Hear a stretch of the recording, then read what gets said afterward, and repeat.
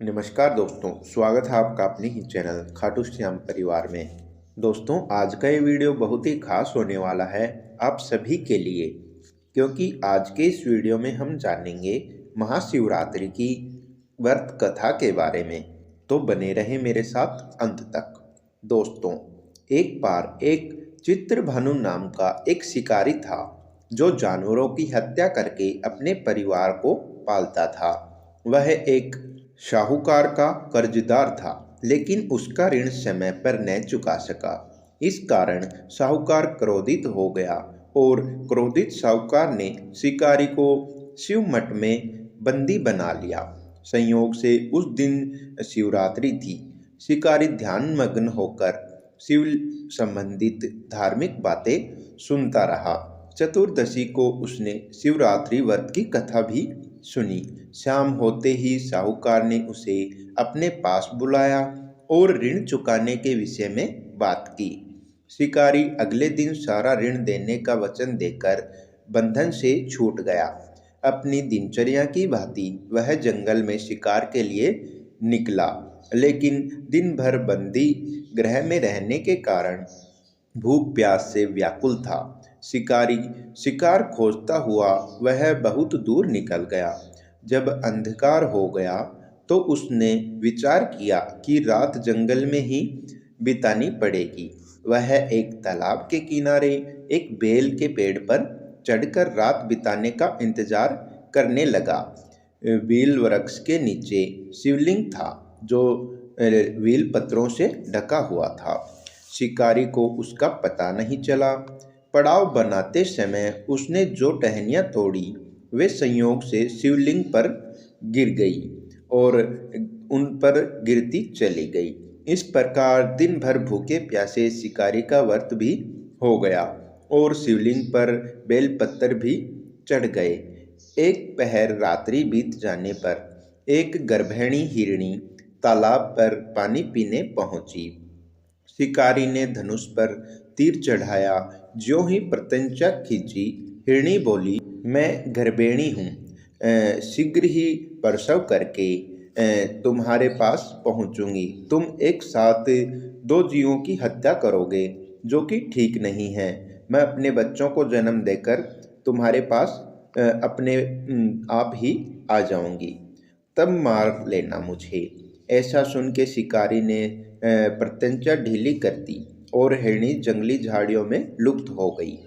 प्रत्यंचा चढ़ाने तथा ढीली करने के वक्त कुछ बेलपत्र अनायास ही टूटकर शिवलिंग पर गिर गए। इस प्रकार उससे अनजाने में ही प्रथम पहर की पूजन भी समापन हो गया। और दोस्तों, कुछ ही देर बाद एक और हिरणी उधर से निकली। शिकारी की प्रसन्नता का ठिकाना न रहा। समीप आने पर उसने धनुष पर बाण चढ़ाया। तब उसे देख हिरणी ने अपने विनम्रतापूर्वक निवेदन किया कि हे शिकारी, मैं थोड़ी देर पहले ऋतु से निवृत्त हुई हूँ, कामुतातुर ही हिरणी हूँ। मैं अपने प्रिय की खोज में भटक रही हूँ। मैं अपने पति से मिलकर शीघ्र ही तुम्हारे पास आ जाऊंगी। शिकारी ने उसे भी जाने दिया। 2 बार शिकार को खोकर उसका माथा ठनका। वह चिंता में पड़ गया। रात्रि का आखिरी पहर बीत रहा था। इस बार भी धनुष से दोस्तों लगकर बेलपत्र शिवलिंग पर गिरे तथा दूसरे पहर की पूजा भी संपन्न हो गई। तभी एक अन्य हिरणी अपने बच्चों के साथ उधर से निकली। शिकारी के लिए यह स्वर्णिम अवसर था। उसने धनुष पर फिर से तीर चढ़ाने में देर नहीं लगाई। वह तीर छोड़ने ही वाला था कि हिरणी बोली कि हे शिकारी, मैं इन बच्चों को अपने पिता के हवाले करके लौट आऊंगी। उस समय मुझे मार लेना।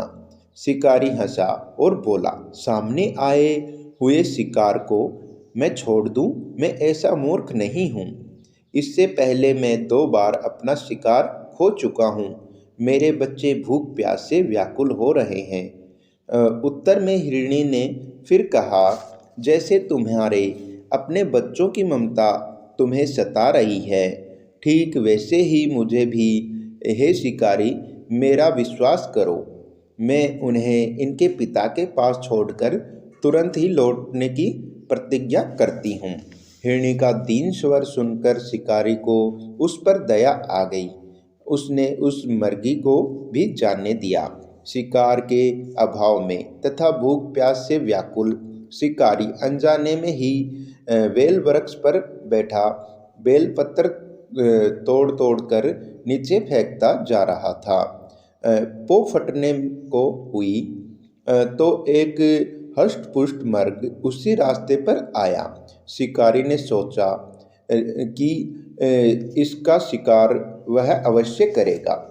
शिकारी की तनी प्रत्यंचा देखकर मर्ग विनीत स्वर में बोला, हे शिकारी, यदि तुमने मुझसे पूर्व आने वाली 3 मर्गियों तथा छोटे छोटे बच्चों को मार डाला है तो मुझे भी मारने में विलंब न करो, ताकि मुझे उनके वियोग में एक क्षण भी दुख न सहना पड़े। मैं उन हिरनियों का पति हूँ। यदि तुमने उन्हें जीवन दान दिया है तो मुझे भी कुछ क्षण का जीवन देने की कृपा करो।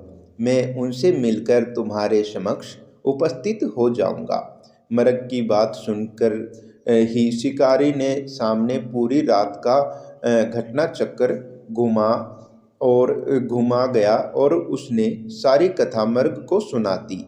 तब मर्ग ने कहा, मेरी तीनों पत्नियों जिस प्रकार प्रतिज्ञाबद्ध होकर गई हैं, मेरी मृत्यु से अपने धर्म का पालन नहीं कर पाएंगी। अतः जैसे तुमने उन्हें विश्वास पात्र मानकर छोड़ा है, वैसे ही मुझे भी जाने दो। मैं उन सबके साथ तुम्हारे सामने शीघ्र ही उपस्थित होता हूँ। शिकारी ने उसे भी जाने दिया। इस प्रकार प्रातः हो गई और उपवास, रात्रि जागरण तथा शिवलिंग पर बेलपत्र चढ़ने से अनजाने में ही पर शिवरात्रि की पूजा पूर्ण हो गई। पर अनजाने में ही किए गए हुए पूजन का परिणाम उसे तत्काल मिला। शिकारी का अहिंसक हृदय निर्मल हो गया। उसने भगवान भक्ति का भी वास हो गया। थोड़ी ही देर बाद वह मर्ग सहपरिवार शिकारी के समक्ष उपस्थित हो गया, ताकि वह उनका शिकार कर सके। किंतु जंगली पशुओं की ऐसी सत्यता, सात्विकता एवं सामूहिक प्रेम भाव देखकर शिकारी को बड़ी ग्लानि हुई। उसने मर्ग परिवार को जीवन दान दे दिया और अनजाने में शिवरात्रि के व्रत का पालन करने पर भी शिकारी को मोक्ष की प्राप्ति हुई। जब मृत्यु काल में यमदूत उसके जीव को लेने जाने आए तो शिवगणों ने उन्हें वापस भेज दिया तथा शिकारी को शिवलोक में ले गए। शिवजी की कृपा से ही अपने इस जन्म में राजा चित्रभानु अपने पिछले जन्म को याद रख पाए तथा महाशिवरात्रि के महत्व को जानकर उसका अगले जन्म में भी पालन कर पाए।